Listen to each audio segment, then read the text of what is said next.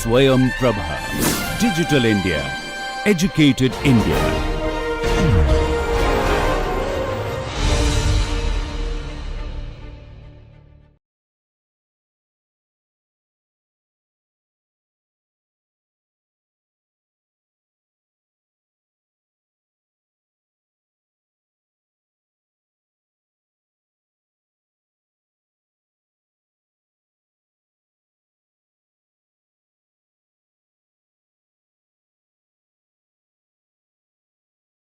नमस्कार, मैं डॉक्टर मयंक प्रताप, सहायक प्राध्यापक विधि विभाग काशी हिंदू विश्वविद्यालय से।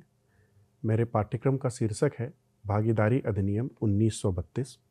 आज के व्याख्यान का विषय है अंदर आने वाले और बाहर जाने वाले भागीदार। इस व्याख्यान में आगे बढ़ने से पहले पूर्ववर्ती व्याख्यानों पर हम एक नज़र डालेंगे, क्योंकि भागीदारी अधिनियम के अंतर्गत एक व्यक्ति जो भागीदारी की हैसियत से शामिल होता है, उसके लिए आवश्यक है कि वह संविदा के संबंध के अंतर्गत भागीदारी में शामिल हो। अर्थात धारा 4 और धारा 5 यह स्पष्ट करती है कि एक व्यक्ति संविदा के द्वारा ही भागीदार बन सकता है और भागीदारी 2 या 2 से अधिक व्यक्तियों के बीच में संविदा द्वारा किसी कारोबार से प्राप्त होने वाले लाभों को आपस में बांटने का करार होता है। ऐसे में अभी तक हमने देखा कि एक व्यक्ति जो भागीदार हो जाता है, वह भागीदार होने के कारण उस फर्म में स्वामी की हैसियत से भी कार्य करता है और अभिकर्ता की हैसियत से भी कार्य करता है। अभिकर्ता की हैसियत से कार्य करने के दौरान वह कई ऐसे कार्यों को अंजाम देता है या कई ऐसे संव्यवहार में भाग लेता है जो स्वयं उस भागीदारी फर्म के भागीदार के अलावा अन्य ऐसे व्यक्तियों के संबंध में भी होते हैं जो पर व्यक्ति या तृतीय व्यक्ति कहते हैं।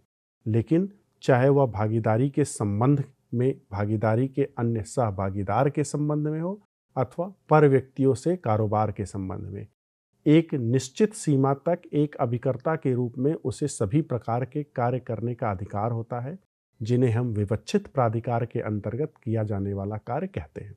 और विवक्षित प्राधिकार के अंतर्गत किया जाने वाला कार्य, सभी कार्य वैध रूप से उस फर्म के सभी भागीदार के साथ साथ फर्म को भी उत्तरदायी ठहराता है। लेकिन कभी कभी कुछ ऐसे व्यक्ति भी होते हैं जो स्वयं भागीदार नहीं होते हैं, लेकिन भागीदारी के संव्यवहार से जुड़े होते हैं। धारा 25, धारा 26 और धारा 27 इस बात को उपबंधित करते हुए कहती है कि एक तरफ यदि कोई व्यक्ति भागीदार है तो भागीदार होने के कारण वह स्वयं उस भागीदारी फर्म में स्वामी एवं अभिकर्ता के रूप में कार्य करेगा। यानी वह एक अभिकर्ता होने के कारण उस फर्म में सबके साथ संयुक्त रूप से या पृथक रूप से किसी कार्य के लिए उत्तरदायी ठहराया जा सकता है। दूसरी तरफ जब कोई व्यक्ति कारोबार खत्म हो या अपने को उस संविदा के अंतर्गत भागीदारी की संविदा से बाहर चला जाता है, तो बाद में होने वाले किसी कार्य के लिए उत्तरदायी नहीं ठहराया जा सकता। लेकिन इन दोनों ही अवस्था के अलावा एक तीसरी अवस्था की भी चर्चा की हम लोगों ने, कि जब एक व्यक्ति फर्म का भागीदार नहीं है, लेकिन सामने वाले व्यक्ति को यह आभास है कि उसने फर्म के भागीदार के साथ समव्यवहार किया। अर्थात एक व्यक्ति जो स्वयं भागीदारी फर्म का भागीदार नहीं है, लेकिन अपने को भागीदार होने जैसा व्यपदेशित किया। ऐसे में यदि तीसरे पक्षकार ने कोई ऋण दिया और उसका नुकसान हुआ, तो वह व्यक्ति जो भागीदार नहीं है वह उत्तरदायी ठहराया जा सकता है। और इसी प्रकार एक जो अवयस्क होता है, सामान्य रूप से अवयस्क संविदा नहीं कर सकता, इसलिए वह संविदा में भागीदार नहीं हो सकता। लेकिन एक अवयस्क यदि संविदा में शामिल करते हैं तो उसके क्या विधिक परिणाम होंगे और क्या विधिक प्रावधान होंगे, इसकी हमने चर्चा की। अब आज के हमारे जो व्याख्यान का उद्देश्य है, यह मूल रूप से इस अध्याय के अंतर्गत अधिनियम से धारा 31 से धारा 38 तक के प्रावधानों के बीच में शामिल है, जहां मुख्य रूप से ऐसे व्यक्तियों की चर्चा की जा रही है जब कोई व्यक्ति भागीदारी फर्म में भागीदारी पूरा होने पर या किसी अन्य कारण से भागीदारी से बाहर हो जाता है, अथवा ऐसे लोग जो भागीदारी फर्म में किसी निश्चित समय के बाद या किसी घटना के बाद या किसी कार्य के बाद भागीदारी में शामिल होते हैं। यानी आज हम इस विषय में इस बात की चर्चा करेंगे कि ऐसे लोग जो फर्म में आते हैं या फर्म से चले जाते हैं, उसके संबंध में उनके क्या अधिकार एवं दायित्व हैं। फर्म के कार्य के लिए किसी भी व्यक्ति या भागीदार का क्या उत्तरदायित्व है। अभी तक हम लोग जो समझा, धारा 25 स्पष्ट रूप से बताती है कि एक व्यक्ति जो फर्म का भागीदार है, उस फर्म के प्रत्येक कार्य के लिए फर्म के सभी भागीदारों के साथ संयुक्त रूप से भी उत्तरदायी है और व्यक्तिगत रूप से भी उत्तरदायी है। लेकिन ऐसे में जब कोई भागीदार जिसका नया प्रवेश होता है या जब कोई भागीदार उस भागीदारी फर्म से बाहर निकलता है, तब ऐसे में क्या उसके अधिकार एवं दायित्व होंगे। इस विषय में जाने के पहले हमें यह जानना आवश्यक है कि यह प्रक्रिया सामान्य प्रक्रिया नहीं है। अर्थात सामान्य रूप से कोई व्यक्ति किसी संविदात्मक संबंध अर्थात साझेदारी के संबंध से ना तो बाहर चला जाएगा ना ही भीतर आ जाएगा। यह तब तक संभव नहीं है जब तक कि फर्म के अन्य सभी भागीदारों ने इसके लिए सहमति ना दे दी। अर्थात नए भागीदारों के प्रवेश में भागीदारों को प्रवेश देने के लिए पहले से अस्तित्व में बने रहने वाले विद्यमान सभी भागीदारों की सहमति आवश्यक होती है। और यह नियम भागीदारों के विश्वास के संबंध में धारा 30 के उपबंधों के अधीन है। धारा 30 क्यों? क्योंकि धारा 30 में हम एक अवयस को शामिल करते हैं। तो धारा 30 को अगर हम ध्यान में रखें तो धारा 30 के उपबंधों के अधीन रहते हुए जब तक कि सभी व्यक्ति सहमत नहीं है, किसी अन्य व्यक्ति को भागीदारी फर्म में नहीं लाया जा सकता है। यानी भागीदार सिर्फ उन्हीं व्यक्तियों को बनाया जाता है जिस व्यक्ति पर सभी भागीदार विश्वास करते हों। सिर्फ 2 अपवादों के अंतर्गत, अर्थात इस सामान्य नियम के 2 अपवाद हैं। पहला, यदि भागीदारों के बीच में ऐसी संविदा है कि भागीदारों में से किसी भागीदार को यह विशिष्ट अधिकार प्राप्त होगा कि वह किसी अन्य व्यक्ति को तृतीय पक्षकार या किसी पर व्यक्ति को भागीदारी में शामिल कर सकता है, जिसके लिए सभी व्यक्तियों की या अन्य भागीदारों की सहमति आवश्यक नहीं है, तब वह ऐसा कर सकता है। और दूसरा अपवाद कि नए भागीदार के प्रवेश हेतु सभी की सहमति आवश्यक होगी, लेकिन धारा 30 के उपबंधों के अधीन। यानी इस प्रकार धारा 30 में हम देखें तो अवयस्क के अधिकार की चर्चा की गई है। यानी किसी अवयस्क को जब किसी भागीदारी फर्म में प्रवेश दिया जाता है तो वह मात्र वयस्कता प्राप्त करने तक भागीदार होता है। वयस्कता प्राप्त करने के पश्चात जब उसे भागीदारी का चुनाव करना हो तो उसे अन्य सभी व्यक्तियों की सहमति आवश्यक नहीं होगी। यानी जब एक व्यक्ति जब अवयस्क के रूप में भागीदारी के फर्म में भागीदार की तरह शामिल किया गया था, तब धारा 30 की उपधारा 5 यह बताती है कि ऐसे में फर्म में भागीदार बने रहने के दौरान उस अवस्था में जबकि उसने वयस्कता को प्राप्त कर ली, तब वह इस बात का चुनाव कर सकता है कि वह भागीदारी में बना रहेगा। और जब भागीदारी में बने रहने का चुनाव कर लेता है, तब उसके बाद उसे भागीदारी में बने रहने के चुनाव के लिए किसी भी प्रकार से फर्म के अन्य सदस्यों की सम्मति आवश्यक नहीं होती है। इसीलिए कहा गया है कि सभी पक्षकारों के लिए, यानी किसी भागीदारी फर्म में सभी भागीदारों के लिए यह सम्मति देना या उनकी सम्मति आवश्यक होगी, जिसमें 2 अपवाद हैं। और वह अपवाद किसी विशेष भागीदार को विशेष परिस्थितियों में ऐसा निर्णय लेने की क्षमता संविदात्मक संबंध में दे दिया गया हो या धारा 30 के द्वारा जब कोई अवयस्क वयस्कता प्राप्त करने के बाद शामिल किया गया हो। इसके बाद जब हम धारा 31 को प्रावधानों को 2 भागों में धारा 31(1) और धारा 31(2) के अंतर्गत देखते हैं तो धारा 31 की उपधारा 1 स्पष्ट करती है कि भागीदारों के बीच की संविदा धारा 30 के उपबंधों के अधीन है। यानी जब तक कि सभी व्यक्तियों की सम्मति प्राप्त नहीं होगी, किसी नए व्यक्ति को फर्म में प्रविष्ट नहीं किया जाएगा। और यदि जब कोई नया व्यक्ति फर्म में शामिल किया जाएगा तो धारा 31 की उपधारा 2 उसे भागीदार के रूप में सम्मिलित होने के बाद उसके ऊपर कुछ कर्तव्यों का उपबंध करती है। यानी कि जब एक व्यक्ति सभी व्यक्तियों की सम्मति से नए प्रविष्ट के रूप में शामिल हो गया तो उसके क्या अधिकार और कर्तव्य होंगे, यह धारा 31 की उपधारा 2 में बताया गया है। धारा 31 की उपधारा 2 स्पष्ट करती है कि धारा 30 के उपबंधों के अधीन रहते हुए जब कोई भागीदार किसी भागीदारी फर्म में प्रविष्ट करता है तो वह भागीदारी के रूप में शामिल होने के पूर्व भागीदार के किसी भी कार्य के लिए उत्तरदायी नहीं होगा।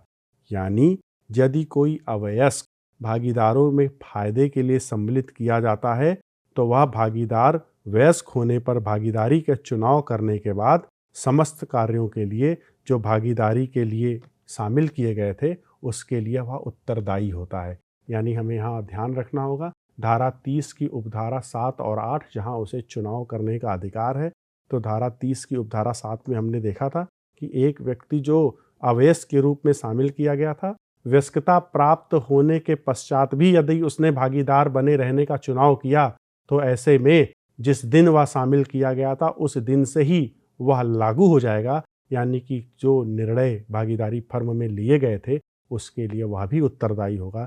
लेकिन धारा 31(2) यह स्पष्ट करती है कि यदि किसी अवयस्कता वाले प्रावधान को अगर हम छोड़ दें, तब यदि किसी पर व्यक्ति को बाकी भागीदारों की सम्मति से शामिल किया जाता है, तब ऐसी अवस्था में जिस नए व्यक्ति को शामिल किया जाना है वह भागीदारी फर्म के लिए गए निर्णय या किसी भी कार्य के लिए भागीदारी के रूप में शामिल होने के पहले की तिथि से उत्तरदायी नहीं होगा।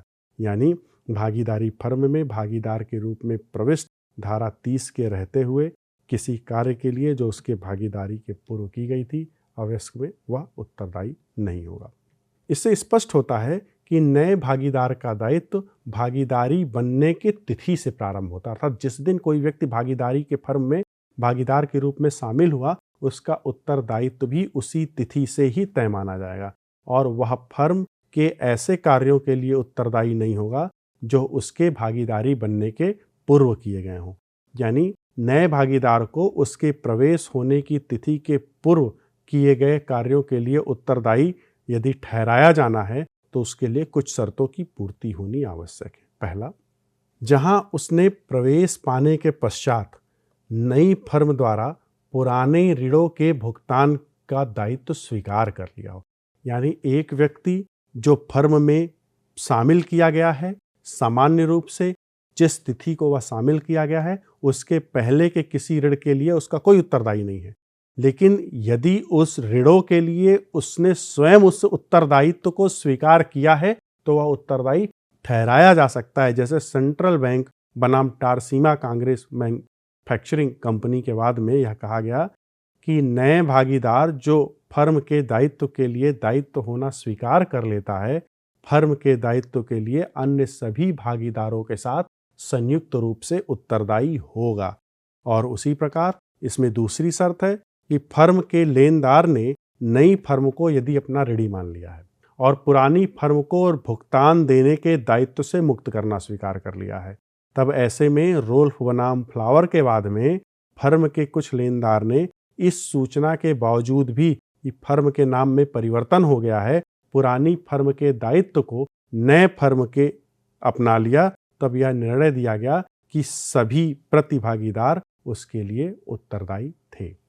अब हम इसको दो बातों में चर्चा करेंगे। पहला, हम देखते हैं कि जब बाहर से कोई व्यक्ति यानी कोई जो भागीदार है, जब भागीदार था और भागीदारी खत्म होने के पश्चात वह बाहर चला गया, और दूसरा कि जब कोई व्यक्ति भागीदार नहीं था और एक समय के बाद उसे भागीदारी के रूप में शामिल किया गया, यानी outgoing partner and incoming partner.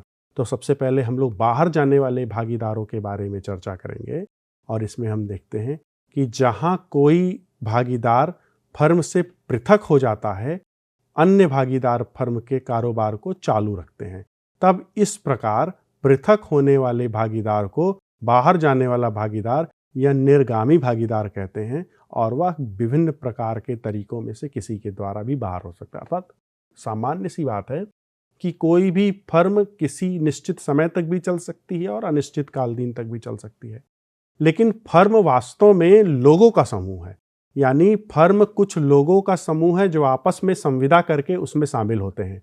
ऐसे में संविदा करने वाला व्यक्ति एक समय बाद स्वयं को उस संविदा से हटा भी सकता है, यानी बाहर निकल सकता है, ऐसा भी संभव है कि किसी दुर्घटना के कारण या उसकी मृत्यु हो जाने के कारण वो बाहर आ जाए।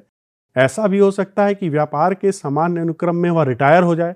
यानी किसी भी परिस्थिति में या विभिन्न परिस्थितियों के अंतर्गत यह संभाव्यता बनी रहती है कि एक बार जब भागीदारी फर्म बन जाए तो उसके भागीदार किसी न किसी कारण से बाहर जाएं। तब ऐसे में संविदा होने के पश्चात, भागीदारी फर्म बनने के पश्चात, जब किसी समय कोई भागीदार उस फर्म को छोड़कर बाहर जाता है तो उसे हम निर्गामी भागीदार या बाहर जाने वाला भागीदार कहते हैं। और इसके विभिन्न कारण हो सकते हैं, चाहे उसके भागीदारी की निवृत्ति होने के कारण यानी भागीदारी की समाप्ति होने के कारण हो। कभी कभी ऐसा हो सकता है कि अन्य भागीदारों द्वारा उसका निष्कासन कर दिया गया हो, या विधि के द्वारा यदि वह दिवालिया घोषित हो गया हो, या मृत्यु या किसी अन्य दुर्घटना के कारण जब कोई फर्म का भागीदार फर्म से बाहर चला जाए तो उसे फर्म से बाहर जाने वाले भागीदार के रूप में हम देखते हैं। और हमने देखा कि ये विभिन्न तरीकों से हो सकता है, जैसे रिटायरमेंट ऑफ पार्टनर यानी निवृत्त होना, उसकी सेवा निवृत्त हो जाना या कार्य समाप्ति हो जाना, या कारोबार के संचालन में, कारोबार के सामान्य अनुक्रम में बड़ा ही सहज तरीका है। और यह निश्चित है कि एक व्यक्ति जो कारोबार के संचालन में जुड़ा है किसी न किसी समय अपने कार्य से निवृत्त होगा, अर्थात रिटायर होगा। तो रिटायर होने के पश्चात भी क्या उसके अधिकार, उसके कर्तव्य वही होंगे जो भागीदारी के फर्म में बने रहने के दौरान थे, या क्या उसका उत्तरदायित्व तो हम उसी तरह स्वीकार करेंगे जैसा कि वह भागीदारी के समय था। ऐसे में धारा 32 महत्वपूर्ण है, और वह धारा 32 यह बताती है कि फर्म में जब कोई भागीदार स्वेच्छा से पृथक होता है तो उसे निवृत्त होना या रिटायर होना कहते हैं। धारा 32 कई उपधाराओं में विभाजित है। विशेष रूप से जब हम देखते हैं धारा 32 की उपधारा 1, 2 और 3, तो इसमें धारा 32 की उपधारा 1 कहती है कि कोई भागीदार स्वेच्छा से अन्य भागीदारों की सहमति लेकर के वापस जा सकता है, यानी भागीदारी फर्म को छोड़ सकता है। या भागीदारी फर्म के अंतर्गत उस व्यक्ति ने यदि कोई करार कर रखा है और उस करार के अंतर्गत अपने को उस फर्म से बाहर करता है, या कभी कभी भागीदारी इच्छाधीन भागीदारी है जिसका विश्लेषण धारा 7 में किया गया था।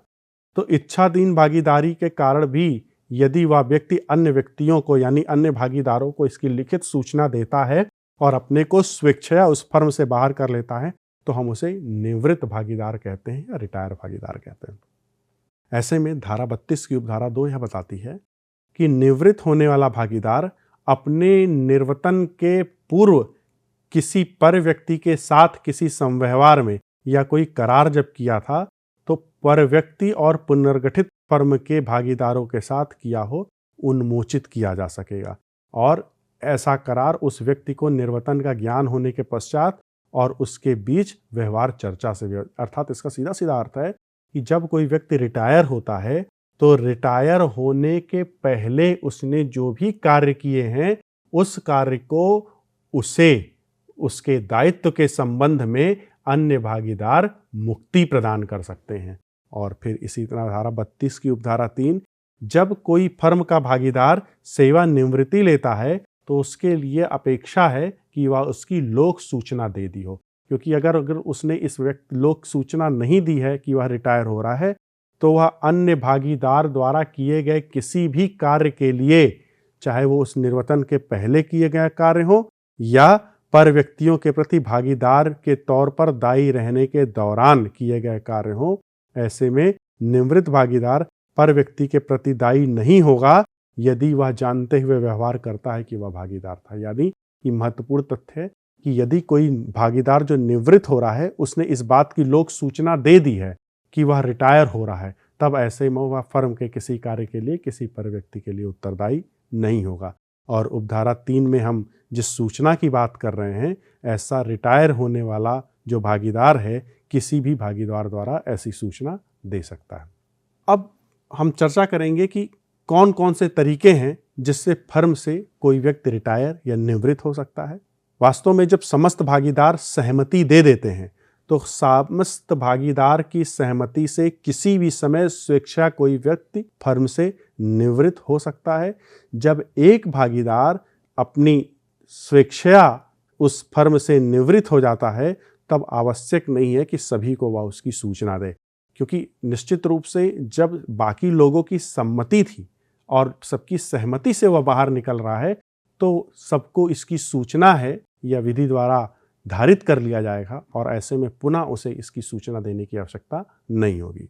दूसरा, भागीदारों द्वारा किए गए जो अभिव्यक्त करार हैं, जहां भागीदारों के बीच किसी रिटायरमेंट या निवृत्ति के संबंध में कोई स्पष्ट करार कर लिया गया हो, यानी अगर पहले से ही कोई करार हो और उस करार के अनुसार भागीदारी फर्म से कोई व्यक्ति अपने को स्वेच्छया अलग करता है, जैसे विष्णु चंद्र बनाम चंद्रिका प्रसाद अग्रवाल के बाद में उच्चतम न्यायालय ने एक करार को विधिक घोषित किया, जिसमें 1 महीने की सूचना देकर किसी व्यक्ति को फर्म से निवृत्त होने का अधिकार प्राप्त था। यानी चूंकि उसे पहले से ही अधिकार प्राप्त था कि वह जब चाहे फर्म को 1 महीने की लिखित सूचना दे करके फर्म से निवृत्त हो सकता है, ऐसे में उसके लिए आवश्यक नहीं था कि सबकी सहमति प्राप्त करे।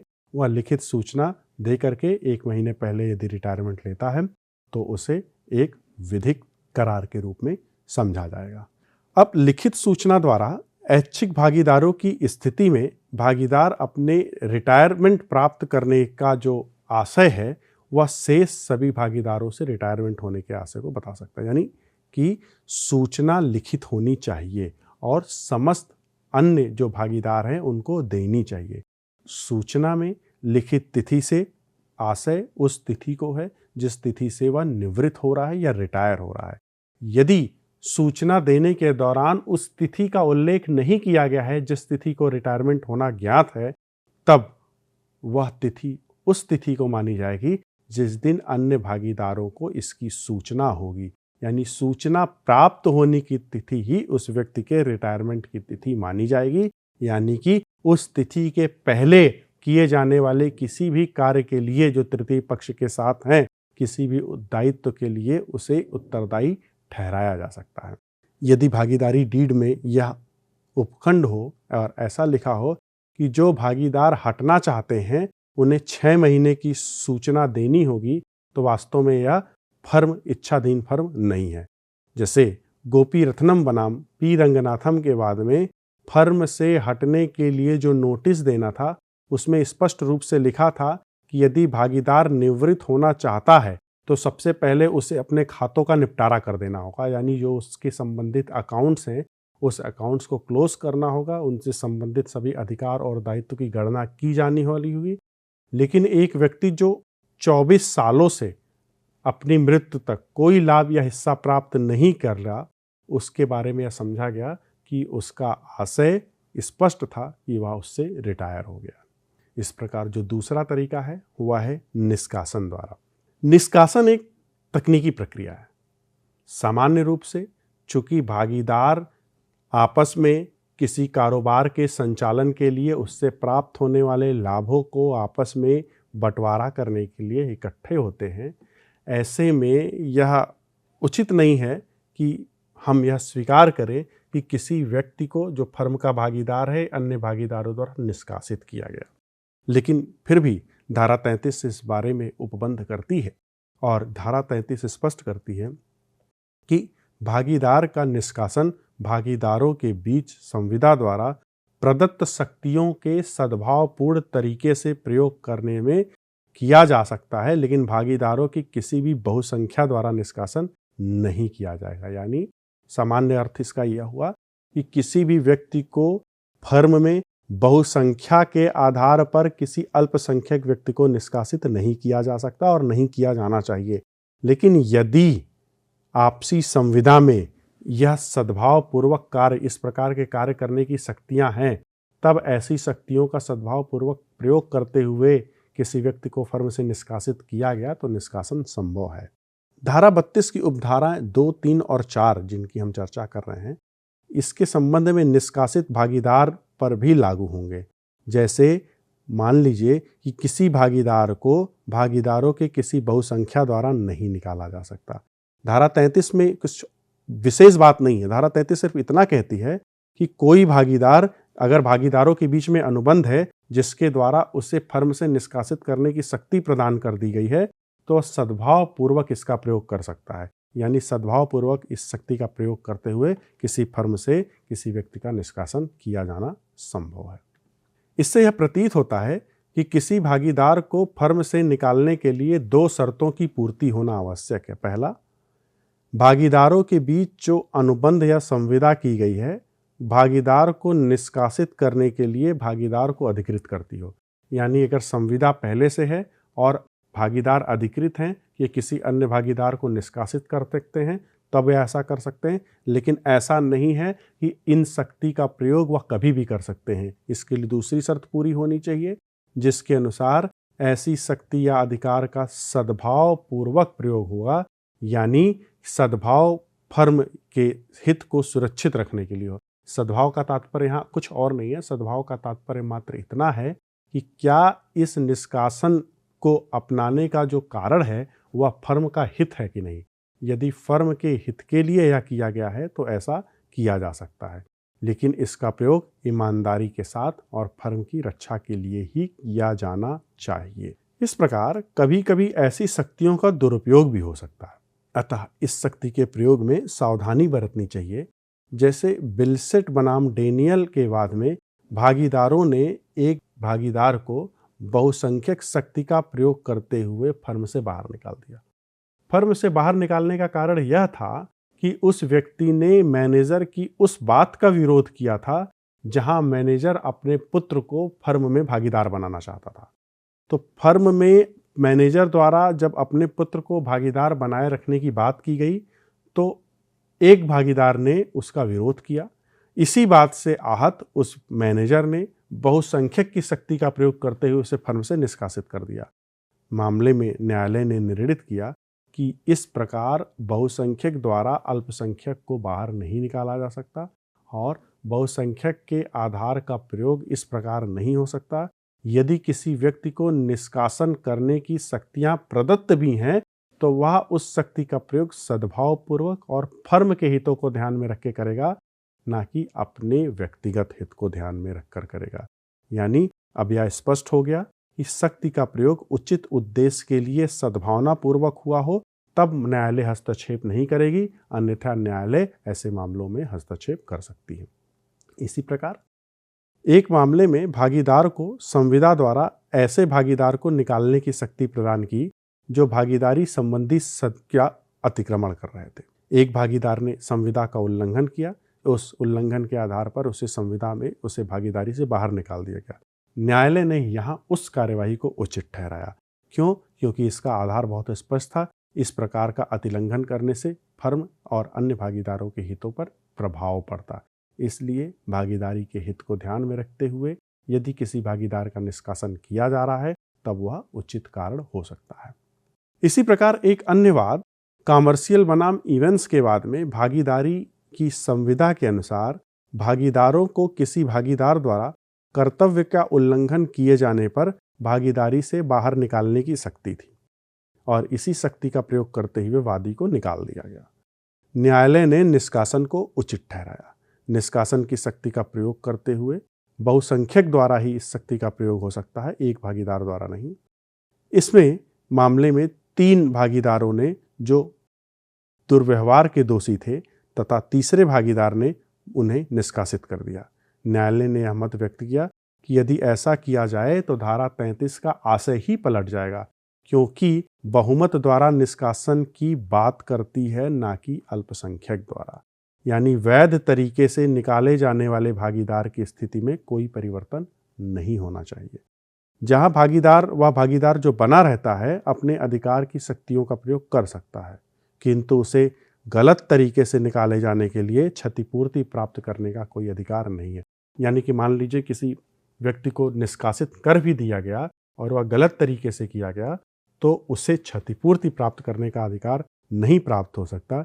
जिस भागीदार को वैध रूप से फर्म से निष्कासित किया जाता है उसकी स्थिति वही होती है जैसे कि मान लीजिए वह निवृत्त या रिटायर हुआ हो। सिंडिकेट बैंक बनाम आर इंजीनियरिंग वर्क्स के बाद में यह निर्णय दिया गया कि संविदा की शर्तों के अनुसार किसी भागीदार को निवृत्त करना भागीदारी का निष्कासन नहीं माना जाता है। तीसरा तरीका किसी भागीदारी फर्म से भागीदार को निवृत्त होने का या हटने का है, वह है दिवालिया घोषित होने पर, जिसकी व्याख्या धारा 34 में की गई है। धारा 34 यह स्पष्ट करती है कि भागीदार जब दिवालिया होता है, उसमें धारा 34 के अगर हम प्रावधानों को देखें तो धारा 34 की उपधारा 1 स्पष्ट करती है कि जहाँ की फर्म का कोई भागीदार दिवालिया न्याय निर्णीत हो जाए या न्याय निर्णीत कर दिया जाता है, वहाँ उस तारीख से जिस दिन यह न्याय निर्णयन किया गया और उसका आदेश प्राप्त हुआ, भागीदार नहीं रहेगा, चाहे फर्म विघटित हो या ना हो। यानी कोई व्यक्ति जो फर्म का भागीदार है, यदि न्यायालय द्वारा न्याय निर्णीत दिवालिया घोषित कर दिया जाता है, तो जिस दिन ऐसा आदेश हुआ है उस दिन से वह फर्म का भागीदार नहीं रहेगा, और जिस दिन फर्म के दिवालिया होने के न्याय निर्णीत रहने के दौरान अगर कोई फर्म है और वह फर्म विघटित नहीं होती है, तो न्याय निर्णीत भागीदार की संपदा ऐसे किसी कार्य के लिए उस फर्म के और उस दिवालिये के ऐसे किसी कार्य के लिए दायी नहीं है जो उस तारीख के पश्चात की गई हो, जिस तारीख को ऐसा न्याय निर्णयन आया हो। यानी जब फर्म का कोई भागीदार दिवालिया हो जाता है तो दिवालिया होने की तिथि से वह उस फर्म का भागीदार नहीं रह जाता है, चाहे इस कारण फर्म का विघटन हुआ हो अथवा ना हुआ। यानी अगर हम इस धारा में देखें तो इस धारा में मुख्य रूप से दो बातें शामिल हैं।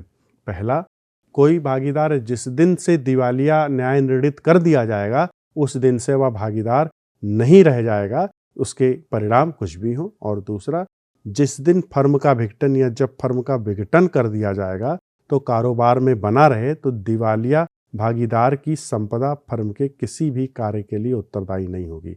यानी उस तिथि के पश्चात अगर किया जाता है, जिस दिन न्याय निर्णय का आदेश आता है उस तिथि के पश्चात यदि कोई कार्य किया जाता है जिस दिन वह दिवालिया हुआ हो, तो ऐसी स्थिति में दिवालिया घोषित होने के पश्चात वह फर्म का दिवालिया घोषित होने पर उसकी संपत्ति इसके लिए दायी नहीं होगी, भले ही दिवालिया होने की सार्वजनिक सूचना ना दी गई हो। यानी कि यहाँ ध्यान रखने योग्य बात है कि जब कोई व्यक्ति दिवालिया हो गया है तो उसकी संपत्ति दिवालिया होने की तिथि के बाद से उत्तरदायित्व के लिए नहीं गिनी जाएंगी, और यहाँ पर उससे किसी भी प्रकार की लोक सूचना की अपेक्षा नहीं की गई है, क्योंकि यह न्याय निर्णयन के द्वारा दिवालिया घोषित हुआ है।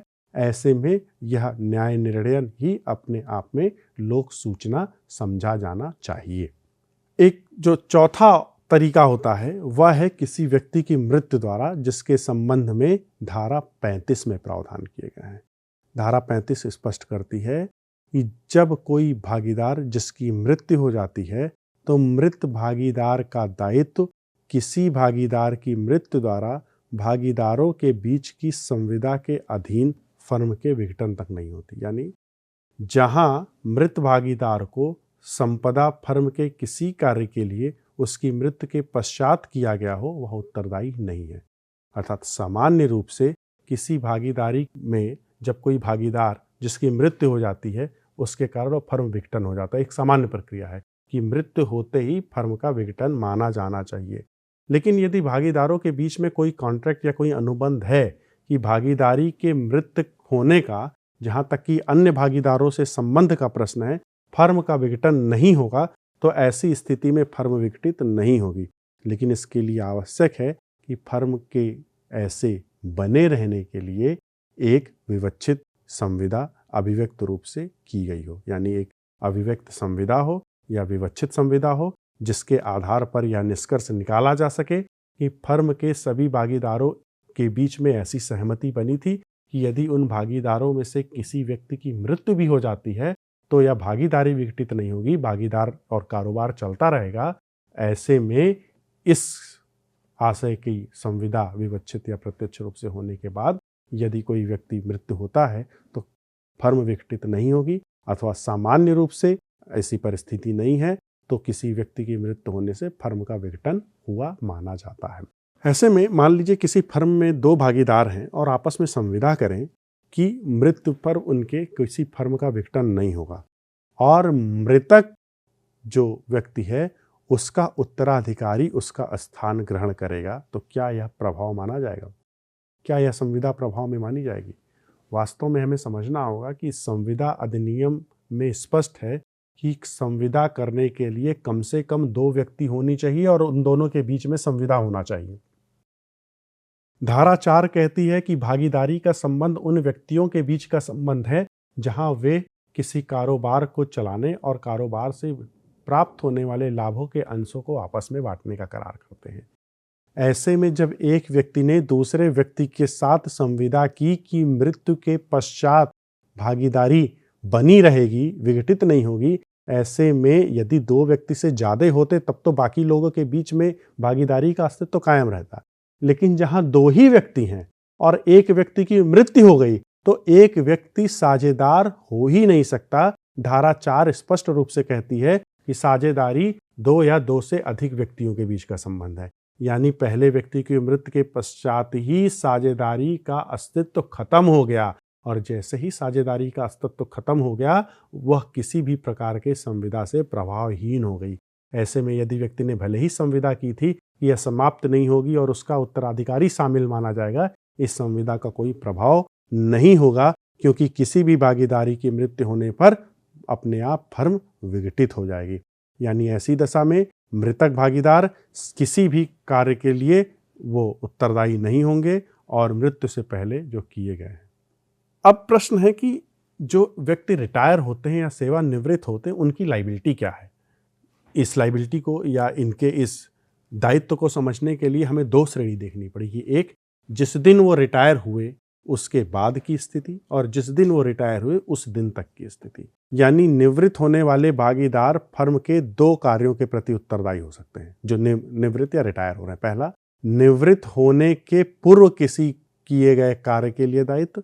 धारा 32 की उपधारा 2 स्पष्ट करती है कि फर्म से निवृत्त भागीदार अपने अलग होने से पूर्व फर्म के सभी कार्य के लिए उत्तरदायी होता है। यानी जिस दिन वह रिटायर हो रहा है उसके पूर्व जो भी कार्य किया गया है उसके लिए वह पूर्ण रूप से उत्तरदायी है। M.A. पार्थ सारथी बनाम बैंक ऑफ बड़ौदा के वाद में भागीदारों द्वारा निष्पादित वचन पत्र के आधार पर सभी भागीदारों के विरुद्ध वाद संस्थित हुआ, जिसमें निष्पादन की तारीख में वह फर्म में भागीदार थे। न्यायालय ने इसके लिए उन सभी व्यक्तियों को उत्तरदायी ठहराया जो उस समय फर्म के भागीदार थे, क्योंकि न्यायालय ने कहा कि उक्त दायित्व जब उपागत हुआ उस समय वो व्यक्ति भागीदार के रूप में थे। यानी भागीदार इस तर्क के आधार पर दायित्व से मुक्ति नहीं ले सकते कि वह भागीदारी छोड़ चुके हैं। अर्थात सीधा सीधा अर्थ यह हुआ कि भागीदारी के दिन रिटायर या भागीदारी से रिटायर होने के दिन के पहले और बाद कार्य कब किए गए हैं महत्वपूर्ण यह है। महत्वपूर्ण यह नहीं है कि आप रिटायर हो गए हैं तो आपकी जिम्मेदारी होगी नहीं। अर्थात जिस दिन सेवानिवृत्ति हुई उस तिथि के पहले का कोई कार्य है और उसके परिणाम निवृत्ति के बाद के समय जन्म लेते हैं तो भी आप उसी प्रकार से उत्तरदायी होंगे मानो कि आप अभी भी भागीदार हैं। यानी कि आप किन कार्यों के लिए भागीदार होंगे, किन कार्यों के लिए भागीदार नहीं होंगे, यह आपका वर्तमान परिस्थिति नहीं बताएगी, बल्कि इस बात पर निर्भर करेगा कि यह कार्य किया कब गया था। इस प्रकार एक सेवानिवृत्त होने वाला व्यक्ति इस तर्क को नहीं ले सकता कि वह सेवानिवृत्त हो गया है इसलिए वह उसकी जिम्मेदारी नहीं लेगा। यदि अन्य भागीदारों ने उसके दायित्व को स्वीकार करके उसे उन्मुक्ति प्रदान की है तब यह संभव है। यानी सामान्य रूप से जब कोई व्यक्ति रिटायर होता है तो अन्य व्यक्तियों की सम्मति से होता है, और अन्य व्यक्ति अपनी सम्मति तब देते हैं जब उसके दायित्व से वो उसको मुक्त कर देते हैं। यानी यह सामान्य रूप से माना जाना चाहिए कि जब व्यक्ति रिटायर हो रहा है तो सभी दायित्वों से मुक्त होकर के वह आ रहा है, लेकिन इसके बारे में स्पष्ट अनुबंध किया जाना चाहिए। भागीदारों के बीच में यदि ऐसा अनुबंध है तब तो वह उन्मुक्ति प्रदान करेगा, लेकिन भागीदारों में यदि ऐसा अनुबंध होने के अलावा वह पर व्यक्तियों के प्रति उत्तरदायी रहेगा। यानी पर व्यक्तियों से उत्तरदायी होने से मुक्ति यदि उसे चाहिए तो उसे कुछ बातें सिद्ध करनी होंगी। जैसे निवृत्त भागीदार को अन्य भागीदारों से छूट प्रदान की गई है और वह स्वयं उसके स्थान पर उत्तरदायी होने के लिए सहमत है। यानी जब अन्य सभी भागीदारों ने निवृत्त होने वाले व्यक्ति को उन्मुक्ति दे दी है और उसके उत्तरदायी को अपने ऊपर ले लिया है और अपने को उत्तरदायी ठहराना स्वीकार किया है। और दूसरा तरीका है कि जब व्यक्तियों को इस बात की सूचना दे दी गई है तथा उन लोगों को भी प्रत्यक्ष या विवक्षित रूप से या आचरण द्वारा इस व्यवस्था को स्वीकार कर लिया गया, यानी कि जब किसी तीसरे व्यक्ति को इस बात की सूचना है, चाहे वो प्रत्यक्ष रूप से हो, चाहे विवक्ष रूप से हो, चाहे आचरण द्वारा इस बात को स्वीकार कर लिया गया है कि एक व्यक्ति सेवानिवृत्ति या रिटायर हो गया है और वह किसी भी प्रकार की उत्तरदायी को स्वीकार नहीं कर रहा है।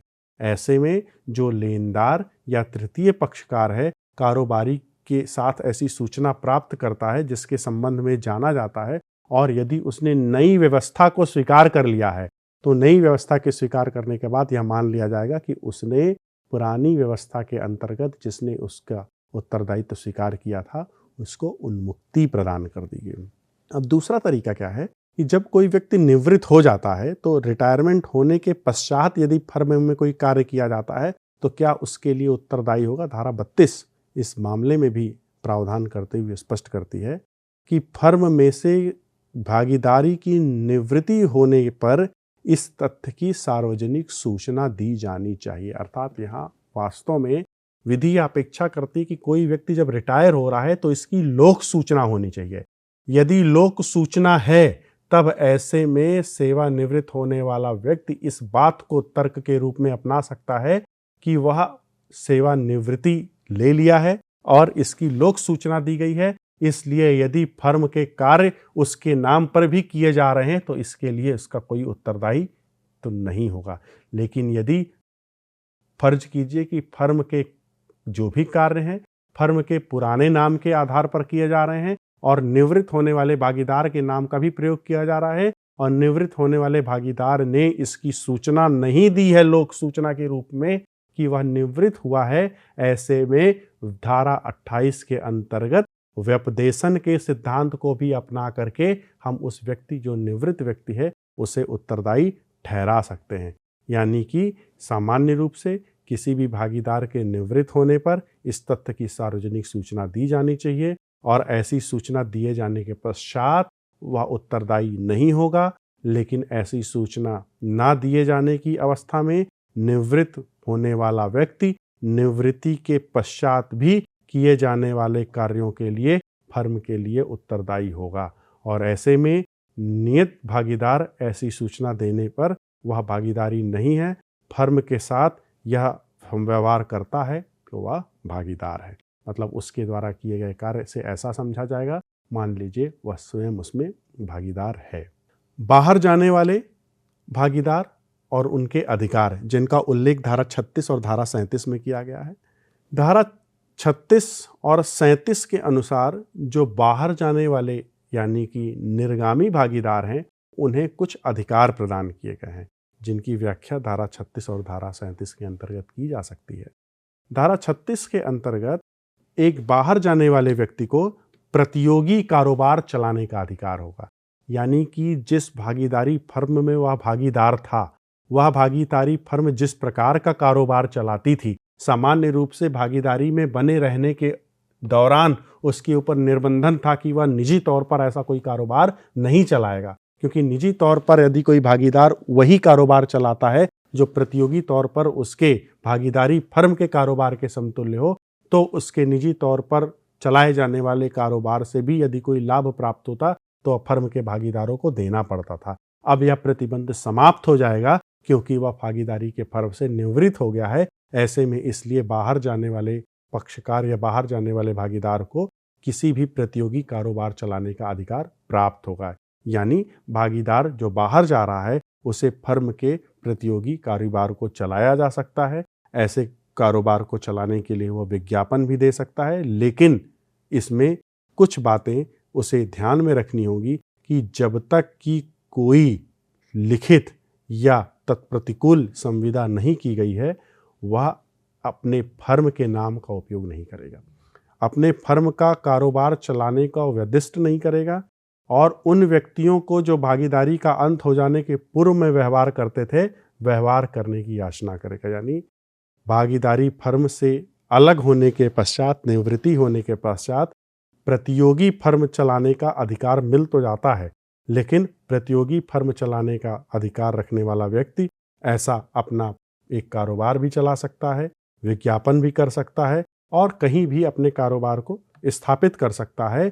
लेकिन वह जो नहीं कर सकता है वह धारा 36(1) के अनुसार कोई यदि इस आशय की लिखित संविदा नहीं है तब उस फर्म के नाम का प्रयोग नहीं कर सकता है, ना ही उस फर्म को अपना वो नाम दे सकता है जिस नाम से वह कारोबार फर्म चलाती थी जहां से वह रिटायर हुआ है। वह जिस फर्म से अलग हो गया है उसके नाम का प्रयोग नहीं कर सकता है। वह फर्म के कारोबार चलाने का व्यपदेशन भी नहीं कर सकता। और इसी प्रकार वह पुरानी फर्म ग्राहकों के व्यक्तिगत रूप से मिलकर यह याचना नहीं कर सकती है कि उसके नए व्यापार के स्थान पर आए। यानी कि प्रत्यक्ष तौर पर धारा 36 यह उपबंध करती है कि जब एक व्यक्ति जो फर्म में भागीदार रहने के दौरान समव्यवहार करता था उससे उसने जो साख प्राप्त की वह साख उसने एक व्यक्तिगत कार्य के रूप में प्राप्त की और एक साख उसने उस कारोबार के रूप में प्राप्त की। तो निवृत्त हो जाने के पश्चात उसके ऊपर प्रतिबंध खत्म हो गए जो प्रतिबंध उसे उस भागीदारी फर्म में रहने के दौरान थे।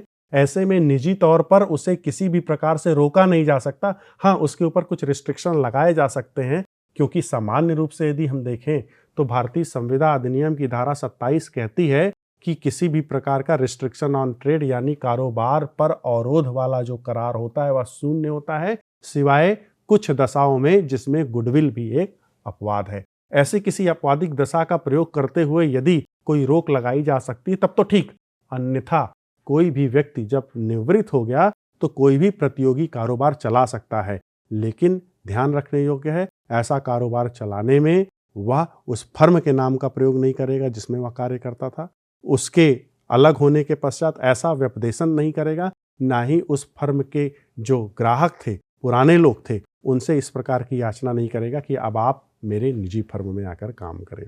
ट्रैगो बनाम हंट के मामले में फर्म से बाहर जाने वाले व्यक्ति को ग्राहकों की सूची बनाने से रोक दिया गया। जब वह फर्म से बाहर जा रहा था तो वह ग्राहकों की एक पूरी सूची बनाई जा रही थी, उसे रोकने के अधिकार को न्यायालय ने उचित ठहराया।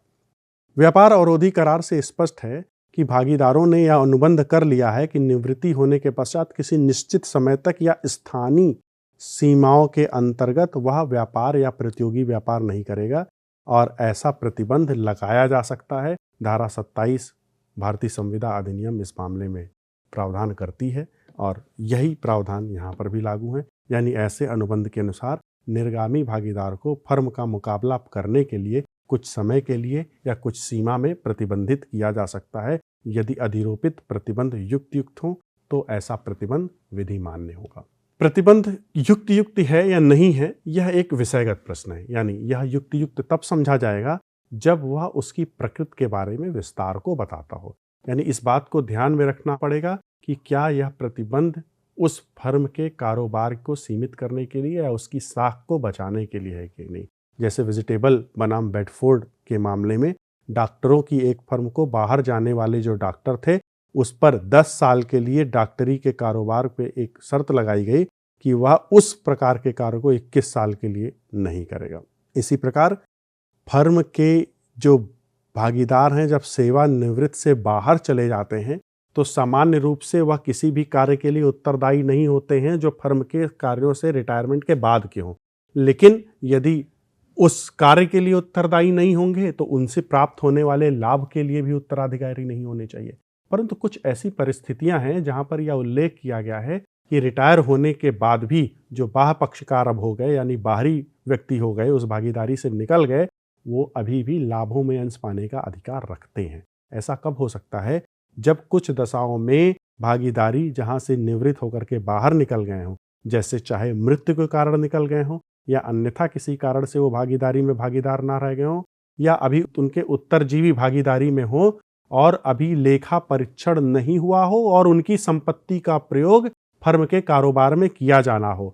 तो ऐसी परिस्थिति में जब लेखा परीक्षण पूरा नहीं हुआ है, बाहर निकलने वाले व्यक्ति के संपत्ति का प्रयोग कारोबार में किया जा रहा है, तो ऐसे में कारोबार से जो भी लाभ का प्राप्ति होगी उस लाभ की प्राप्ति से होने वाले अंश को इन्हें पश्चातवर्ती लाभों में भी अंश पाने का अधिकार मिलेगा। और साथ ही साथ ऐसे लाभों को प्राप्त करने के लिए जो प्रावधान करता है, इस प्रावधान में है कि इन लाभों पर 6% ब्याज पाने का हकदार होगा। यानी कि जहां की भागीदारों के बीच की संविदा उत्तरजीविता में बनी रहती है, भागीदारों को मृत या बाहर जाने वालों के पास विकल्प रहता है। वह विकल्प क्या है कि उस विकल्प का वह सम्यक रूप से प्रयोग करेगा, और वह विकल्प क्या है कि भागीदार, मृत भागीदार या बाहर जाने वाले भागीदार को संपदा पर कोई व्यक्ति अंश पाने का हक नहीं होगा।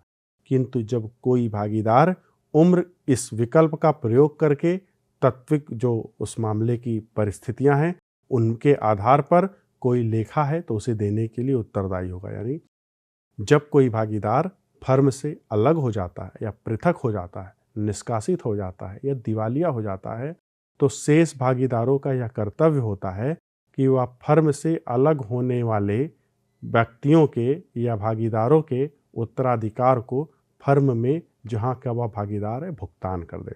यानी कि यह एक सामान्य सिद्धांत है कि जब कोई व्यक्ति फर्म से बाहर जा रहा है तो बाहर जाने से पहले अन्य व्यक्तियों की सम्मति से उसे उसके दायित्व से मुक्ति कर दी जाए।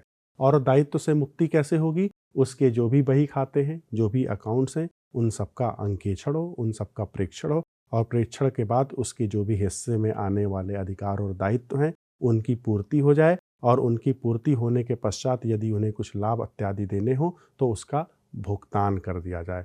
यदि यह सभी कार्य कर दिए जाते हैं तब कारोबार चलता रहता है। तो फर्म के पृथक होने के वाले भागीदार को 2 विकल्प प्राप्त होता है, जिसमें से वह एक विकल्प को चुन सकता है।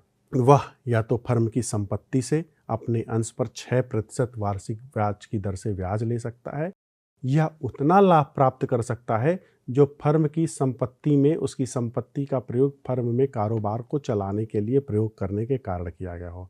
यानी जो फर्म से अलग हो गए हैं उसमें मान लीजिए सा और दा भागीदार हैं जो फर्म की संपत्ति को अदाई किए बिना संपत्ति के साथ कारोबार को चालू रखते हैं। अब यहाँ बा जो एक भागीदार के रूप में बाहर निकल गया, अब उसे अधिकार है कि वह चाहे तो 6% की वार्षिक ब्याज की दर से उससे संपत्ति में जो लाभ हुआ है या तो वह लाभ प्राप्त कर ले, या उसने अपना जो श्रम और कौशल उसमें प्रयोग किया है उसे धनराशि के रूप में कटौती कर ले। यानी कि जो निर्गामी भागीदार होते हैं, बाहर जाने वाले भागीदार होते हैं, उनको उन परिस्थितियों में लाभ प्राप्त करने का अधिकार नहीं होगा यदि यह सिद्ध कर दिया जाए कि जो लाभ उन्होंने अर्जित किए हैं वह फर्म की संपत्ति के कारण नहीं, उस फर्म के गुडविल के कारण प्राप्त हुए हैं। यानी कि यहाँ ध्यान रखने योग्य बात सिर्फ इतनी है कि एक व्यक्ति जो निर्गामी भागीदार है, यानी भागीदारी से बाहर निकल गया, वह लाभ का अंश तभी प्राप्त कर सकता है जब उसकी संपत्ति के प्रयोग होने के कारण उस फर्म को कोई लाभ हो।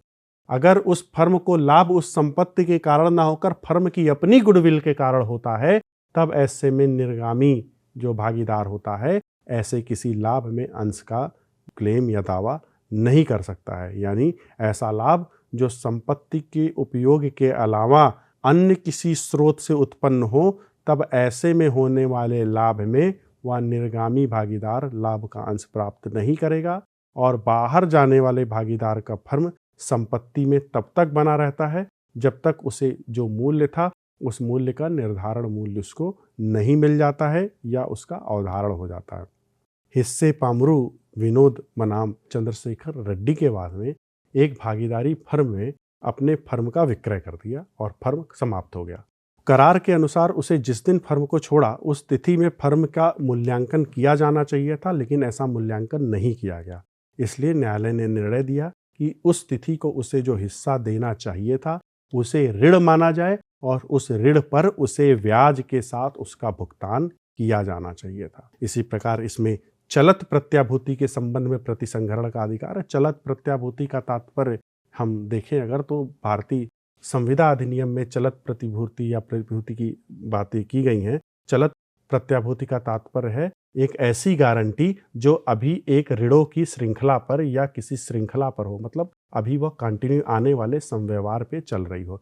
यानी किसी यदि फर्म में तब्दीली होने से फर्म के समव्यवहार में कोई चलत प्रत्याभूति के अभाव में यदि फर्म में कोई तब्दीली हुई हो तो आगे के समव्यवहार के बारे में कोई चलत प्रतिभूति हो तो वह समाप्त हो जाएगी। इस प्रकार यदि हम देखें तो सारांश के रूप में यदि हम इस पूरे व्याख्यान को देखते हैं तो हम कह सकते हैं कि इस व्याख्यान में हमें जो स्पष्ट रूप से बातें निकल कर दिख रही हैं वो ये कि एक व्यक्ति भागीदारी फर्म में जब आता है तो संविदा के अंतर्गत आता है। संविदा में आने के कारण उसके जो भी अधिकार और कर्तव्य सृजित होते हैं उस संविदा के कारण होते हैं। उसे जो भी अधिकार और कर्तव्य मिलते हैं वो संविदा के अनुसार ही होते हैं और उनका पालन वो संविदा के अनुसार ही किया जाना होगा। उस संविदा में जैसे धारा 4 में स्पष्ट है कि भागीदारी की संविदा में न्यूनतम 2 लोग हैं और अधिकतम एक संख्या हो सकती है। तो जब न्यूनतम 2 लोग और 2 लोग से अधिक लोग एक संविदा में आए, ऐसे में क्या कोई व्यक्ति बाहर निकल सकता है अपने मन से, या बाहरी व्यक्ति को अंदर शामिल कर लिया जा सकता है? नहीं। इसके लिए आवश्यक है कि अन्य सभी व्यक्तियों की सहमति ली जाए। बिना अन्य व्यक्तियों की सहमति में हम किसी व्यक्ति को शामिल नहीं कर सकते। लेकिन कुछ ऐसी परिस्थितियां होती हैं जो मनुष्य के सामान्य अनुक्रम या सामान्य परख से बाहर होती हैं और वह सहज परिणाम होती हैं कि एक व्यक्ति अपने कार्य से उन्मुक्त हो जाए और संविदा से बाहर चला जाए। जैसे एक व्यक्ति जो कारोबार में किसी भागीदार के रूप में कार्य कर रहा है, स्वेच्छा से अपने पद से रिटायर होना चाहता है, तो ऐसे में वह अन्य व्यक्तियों की सम्मति से या अन्य व्यक्तियों को ऐसी सूचना देकर कि वह स्वेच्छा से उस पद से रिटायर होना चाहता है, रिटायर हो सकता। इसी प्रकार मान लीजिए कि कोई व्यक्ति न्याय निर्णयन द्वारा दिवालिया घोषित हो गया। यहाँ पर हमें देखना होगा कि धारा 11 जब हम देखते हैं भारतीय संविदा अधिनियम में तो स्पष्ट करती है कि दिवालिया व्यक्ति किसी प्रकार की संविदा नहीं कर सकता है, और जो धारा 4 कहती है कि अधिनियम के अनुसार भागीदारी संविदा का परिणाम है। ऐसे में दिवालिया न्याय निर्णयन घोषित होने के पश्चात निश्चित रूप से वह चाह कर भी भागीदारी फर्म में भागीदार नहीं होगा, और जिस दिन ऐसा न्याय निर्णय होगा वह भागीदारी फर्म उसी दिन समाप्त हो जाएगी। और तीसरा एक तरीका है मृत्यु। मृत्यु पर भी किसी का बस नहीं है। ऐसे में यदि किसी दुर्घटना से या किसी कारण किसी व्यक्ति की मृत्यु हो जाती है तो वह संविदा से समाप्ति हो जाएगी। अब प्रश्न सिर्फ इस बात का है कि ऐसे लोग जो यहाँ से बाहर निकल गए उनके अधिकार और दायित्व क्या होंगे। तो हमने देखा कि भारतीय भागीदारी अधिनियम की धारा 31 से 38 तक हमने आज के व्याख्यान में उन सभी अधिकारों और कर्तव्यों की चर्चा की जो सेवानिवृत्ति के बाद निर्गामी अधिकार के रूप में बाहर जाते हैं, और अपने दायित्व और अधिकारों के बारे में हमने इस व्याख्यान में इनका अध्ययन किया। धन्यवाद।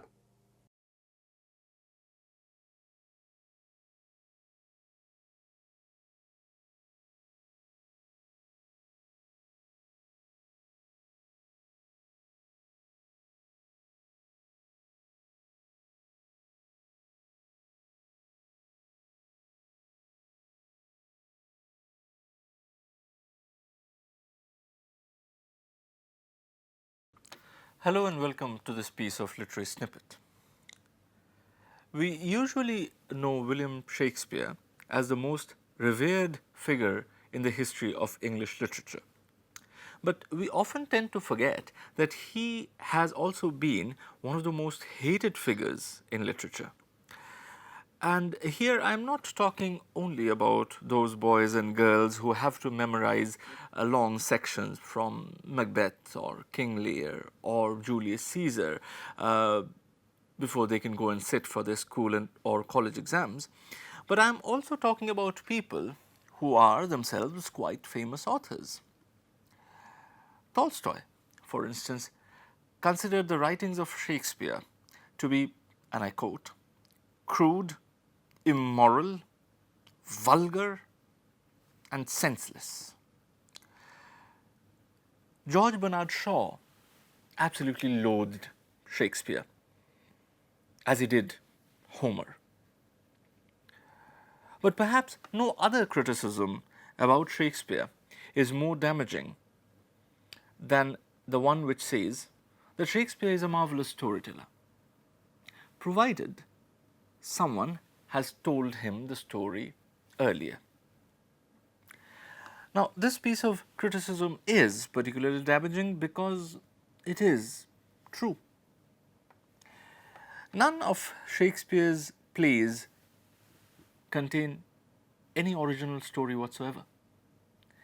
they are all written using pre-existing materials, pre-existing stories. Now, does that diminish the stature of Shakespeare as a dramatist?